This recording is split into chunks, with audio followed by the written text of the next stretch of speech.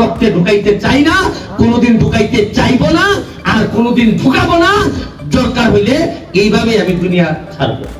শুধু মোবাইলে ভিডিও করে প্রায় $500,000 ইনকাম করা হয়েছে এই সোনারঘাট মাধবপুরের মাটিতে। $500,000 মানে প্রায় 5 কোটি টাকার মতো।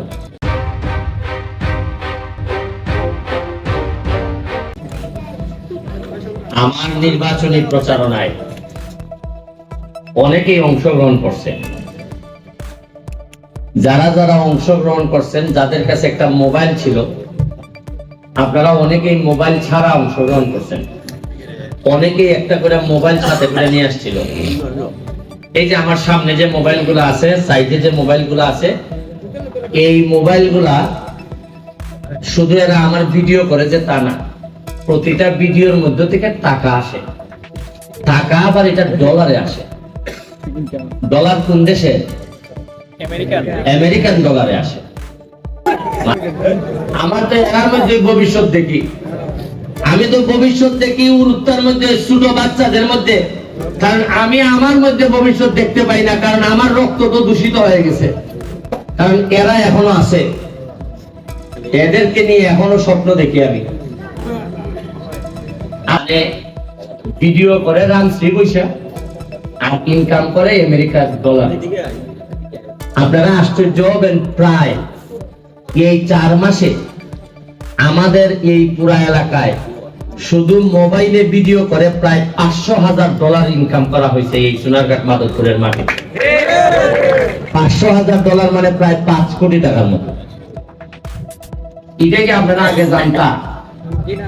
এই মোবাইলের ভিত্তিতে মানুষ খালি খরচা করে, এমবি ভরে, 300 টাকা ফ্লেক্সি লুট করে, কিন্তু এটা যে টাকা আয় কোন সময় জানছি আমি না। হারাম আমার রক্তে ঢুকাইতে চাই না, কোনোদিন ঢুকাইতে চাইবো না, আর কোনোদিন ঢুকাবো না। দরকার হইলে এইভাবে আমি দুনিয়া ছাড়বো। আপনারা তো আগে জানতেন না যে ডলার ইনকাম করা যায়, এখন সোনারঘাট মাধবপুরে ডলার ইনকাম হয়। আপনারা আগে জানতেন না যে এমপি সাহেব 1,73,000 টাকা বেতন পায়, আগে জানতেন না? আপনারা কি আগে জানতেন যে একজন এমপি সাহেব মাত্র 3 মাসে আমি 29 কোটি টাকা পাইছি? কোনদিন শুনছেন 3 বছরে 29 কোটি টাকা পাইছেন? আরে উন্নয়ন তো পরে, সবচেয়ে বড় উন্নয়ন হয়েছে কি আপনি জানতেছেন যে আপনি কত টাকা বরাদ্দ পাইছেন। যে 29 কোটি টাকা পাইছি, এটা আমার বাপের টাকা না, আপনাদের হকের টাকা। যারে উঠানোর তারে উঠাইতেছি, যারে নামানোর তারে নামাইতেছি। আপনারা হয়তো অনেকে বলতে পারেন যে তারে নামাইতেছো কেন ব্যারিস্টার? আপনারা অনেক জিনিস জানেন না, আমি জানি। উনি যে রাইতে রাইতে কাটিং করে, আমি জানি। আপনার সামনে তো উনি সুন্দর পোশাক পরে পালা পালা মাত মাতে, কিন্তু আমার কাছে তো সব ইনফরমেশন তথ্য আয় না। এমপিটার আয় না, আমার ওসি জানায়, ইউএনও জানায়, এনএসআই জানায়, ডিজিএফআই জানায়, যত তদন্ত আছে। যারা রাইতের খাম করুন, রাইতের খামলা যারা আসুন, এরা তো আপনারা তো ঘুমতা হন, এরা তো জানে তাই যে রাইতের খামলা। তখনই আপনারা মাঝে মধ্যে সিগন্যাল দেওয়ার চেষ্টা করি যে আপনারা তাদেরকে উপরে উঠায়েন না, বরং যারা সৎ মানুষ, বরং যারা মানুষের কল্যাণে কাজ করে, যাদের মধ্যে তারুণ্য আছে, যে দিনে রাইতে দৌড়াইতে পারবে, তাদেরকে নেতা বানান। আমি কি জিনিস আছি, কি জিনিস ছিলাম, পরিপূর্ণভাবে আপনারা বুঝতে পারবেন যদি এইভাবে আমি ধারাবাহিকভাবে চলতে পারি। পরিপূর্ণভাবে বুঝতে পারবেন যেদিন আমার জানাজা করে আমারে বিদায় দিবেন, সেদিন বুঝবেন যে কি আমি কইরা গেছি আমার এলাকার জন্য। জন্মের পরে যে জন্মস্থান পাইছিলাম, মৃত্যুর আগে এর চেয়ে ভালো জন্মস্থান আমি রেখে যাচ্ছি। এটা আপনাদের পরবর্তী প্রজন্ম বুঝবে যে কি আমি রেখে যাচ্ছি এলাকায়। সোনারঘাটের মাধবপুরের মানুষ গত 50 বছরের ইতিহাস ভাইয়া আজকে আমাদের নেতা বানাইয়া আশা করি তার ফসল পাইতেছে। প্রতি সপ্তাহে যেভাবে আমি বাড়ি দৌড়ে আসি, আপনারা চিন্তা করেন, উন্নয়ন তো পরে, এগুলা বাদ দেন।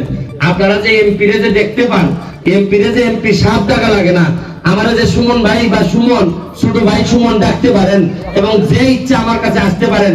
আরে আগে 10 বছর ধরে তো দেখছি যে এমপি মানে একটা হিসাবের সমান দারো দেওয়া যায় না। চাইলে পাঁচলা চলা কইরা ব্যারিকেড দেওয়া আর এমন ওজন লাভে ব্যারিকেড দেয় এরা তুই যেতে আসেন বুঝতে পাইছি আমরা। আমার তো মনে হয় রামসিরে আমি গত 15 বছর আগে যেটা দেখে গেছিলাম উঠি আছে একটা রাস্তা রাস্তা একটা বাইসাইকেল গেলে একটা বাইসাইকেল বার হয় না এর ভিতরে কত তো আমরা। আরে সুজন ভাই তো এই ছাত্র নেতার থেকে এখন জননেতায় পরিণত হয়েছে, বয়স ওটা বিয়া সাথে কইরা পোলাপুরি বড় হয়ে গেছি গা। আর এই সুজন ভাই অত বড় হয়েছে কিন্তু রাস্তাটা এখন আগের মতোই রয়েছে। আমার বিশ্বাস যে সুজন ভাই ফুলাইও কি রাস্তায় দেখবো কেরে রামসি কি কোনো মানুষের ভোট আছিল না? আমরা অত বড় বড় স্বপ্ন দেখছি, অত বড় বড় কথা কইছি কিতার লাগি? চিন্তা করুন কি পরিমাণ ঠক আছে আমরা ঠকছি। আমি তো দেখি আর কদিন পরে আমার কোথা ফোন লাগতো না। সাধারণ মানুষ যখন বুঝবো যে এত দিকে আপনারা গান করে লিছিলেন মাইরিয়া লুটপাট করিয়া পুরা গান করে লিছেন, এটা যখন আপনারা সামনে আইব আপনারা যখন নামাজও বইয়া বুঝবা যে এই মসজিদের টেকা মাইরে দিসলা, আমরা যখন মাদ্রাসা গিয়া দেখবা এই মাদ্রাসার বরাদ্দ মাইরে দিসলা, আপনি যখন রাস্তা গিয়া দেখবা এলজিডির খামের মধ্যে মাইরে দিসলা, আপনি যখন ফিআইআর খামের মধ্যে গিয়া দেখবা ফিআইআর মাইরে দিছুন, টিআরের মধ্যে মাইরে দিছুন, কাবিকা মাইরে দিছুন, কাবিতা মাইরে দিছুন, তখন আপনারা যখন আমার আমলে আইছে যখন ভাগ্যে ভাগ্যে দেখবা তখন তার ভাইবা যে কি পরিমাণ লুটপাট আমরা লুটিটা হইছে।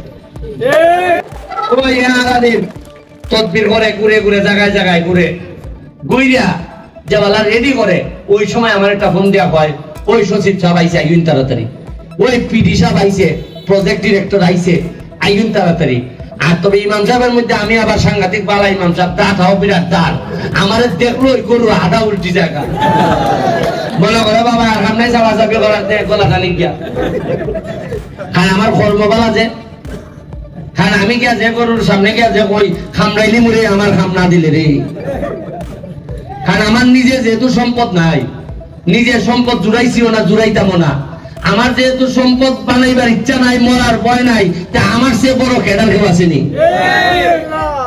50 বছর আগে মুক্তিযুদ্ধ হইল, মুক্তিযুদ্ধের সময় প্রায় লক্ষ লোক মানুষ গেল গিয়া যুদ্ধ মরি জিত গিয়া। এরা কি জানতো এরা বাঁচবো? এরা মুখ বন্দুক লইয়া গেছে কাজে মরলে মরছি আর মরার প্রস্তুতি লইয়া গেছে, যার কারণে আমরা একটা দেশ পাইছি বঙ্গবন্ধুর নেতৃত্বে। 50 বছর আগে লাখের লাখ মানুষ মরে যাবে লেগে প্রস্তুত হইল, আর 50 বছরে মুখের মানুষ এত স্বার্থপর হইছে একলো মরতে চায় না, সবাই বাঁচতে চায়, এর লাগে একলাই বাঁচতে না সব মরবায় না গাইয়া। আজকে আমারে ধরাই দিছেন এই একটা সাইনবোর্ড ধরাই দিছেন উন্নয়নের, ওই জন্য তার মধ্যে দাগাইল আছে রামসি ঈদগাহ হইতে আশারগাঁ মাদ্রাসা ভোট কেন্দ্র পর্যন্ত রাস্তা মেরামত। ওই দেখুন এলজিডির রাস্তা উপাটা হইতে রামসি পোস্ট অফিস ভায়া দুর্গাপুর, এটা আমার একটা লিস্ট ধরাই দিছেন না, 5, 7, 8টা রাস্তার লিস্ট ধরাই দিছেন। ওটা আমি কি লিস্ট মনে করেন আমি পারবো না, এই লিস্টের একটা খাম আছে। এমপি কি এটা লিস্ট লইয়া গিয়ে দৌড় লেখা হইব না, এটা হইল কুরবানি তো দেখুন 3 লাখ 4 লাখ মিললে গরুরে দইরা বাইন্দা ফালাই নিছে, আর ইমাম সাহেব ফিসিটা এমনি বাইন্দো একটা দা লইয়া এমনি দেন দিলে তাইনের কাম কোনো ঠিক লেখা না, খালি কুরবানিটা দেন। তা আপনারা বানাইছেন আল্লাহ ইমাম সাহেব, আমি খালি খামের কুরবানিটা দিতাম, আর 3 লাখ 4 লাখ লোক লাগে জ্বালাইতে চাইনা ফালাইবা। ওই এর মধ্যে একটা লোক পাইছি আমি, সে পটুয়াখালীর থেকে আমরা এলাকার সময় দেয়, সে হইল গিয়ে 4 লাখের মধ্যে 1 লাখ যে উল্টে হাত তালে দেয় গন্ডি ধরে গেছি গা 150 মতো মানুষের টিম বরাদ্দ পাইছি মাত্র 90 ভাগ, বাকি টিম তো রয়ে গেছে কেমনে দাও। এর মধ্যে কত ধরনের 2 নম্বরই আছে, এটা সহ্য করে আগাইতেছি। পড়ালেখার অবস্থা এমন খারাপ আগাইয়া যাই না, পড়ালেখা টেকনিক্যাল এডুকেশন নাই। আজকে আপনারা আশ্চর্যই বা সাইফোর্স নামে একটা ইংলিশ ট্রেনিং সেন্টার আছে ঢাকা, আমার কি কপাল এরা আইছে সোনারঘাট, এরা এখন সোনারঘাট মাধবপুরের 21টা ইউনিয়নের সকল টিচারদেরকে ট্রেনিং দিব। এরা চ্যালেঞ্জ নিয়ে আইছে যে এরা 6 মাস পড়াইলে পরে সোনারঘাট মাধবপুরের কোন ছেলে ইংলিশে ফেল করতে না দিত না, এটা এর লাগে একটা হাততালি দিত না। এরপরে ডেফোডিলস ইউনিভার্সিটি টেকনিক্যাল যেটা কলেজ, তারা আমারে অফার দিছে যে সোনারঘাটে এরা একটা টেকনিক্যাল ইনস্টিটিউট খুলবো, আমি এরা হেল্প করতাম। কিতাল এরা ওই যে আমরা বিদেশে যাই না রে, কোন ধরনের ট্রেনিং তো নাই, যার কারণে বেতন দেওয়া হয় মাত্র 15 থেকে 20,000। ওইখান থেকে ট্রেনিং দিয়ে দিলে এরার বেতন হইব প্রায় 70, 80, 90,000। ট্রেনিং এর ব্যবস্থা করতেছি।